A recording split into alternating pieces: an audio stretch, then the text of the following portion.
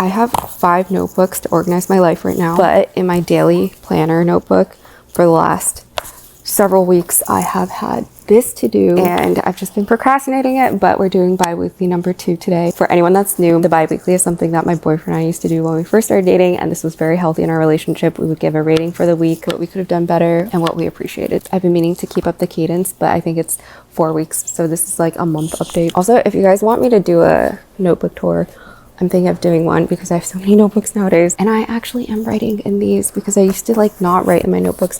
But my rating for this week, I think there's 2 ratings. So one is my mood. My mood has been a 5 out of 10, and then my productivity has been an 8 out of 10. So the reason my mood has been low, I think I crashed out a couple weeks ago because I realized that the summer has been going by so quickly, and I've set many loose deadlines for myself that I have not been able to achieve. So I got a little disappointed in myself, and I also feel like sometimes I just can't control when I have mood swings. I saw this TikTok the other day where this girl was talking about how in your luteal phase, this is for the girls, but in your luteal phase, your serotonin levels drop, and then you crave a lot of carbs to get the serotonin boost. But then if you eat too many carbs, it makes you depressed. And I feel like I've been kind of going through that.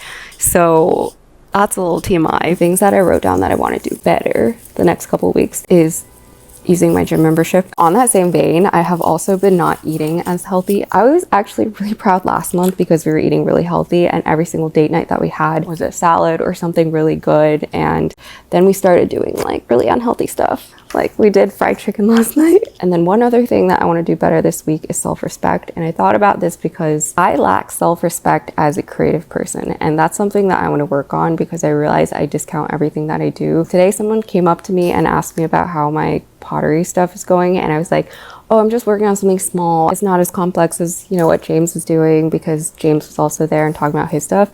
And James was like, you need to stop saying that you're doing small things, because what you're doing is also big and important, and like you're putting as much effort into it. And so I want to just channel more self-respect, because I feel like a lot of creatives have that imposter syndrome, or feeling that they aren't as good or they aren't as worthy or that they can't talk their stuff up. And then the things that I'm really proud of this week, I guess technically the last month, is going into this idea of silent work and all the things that you do that are silent or people don't see.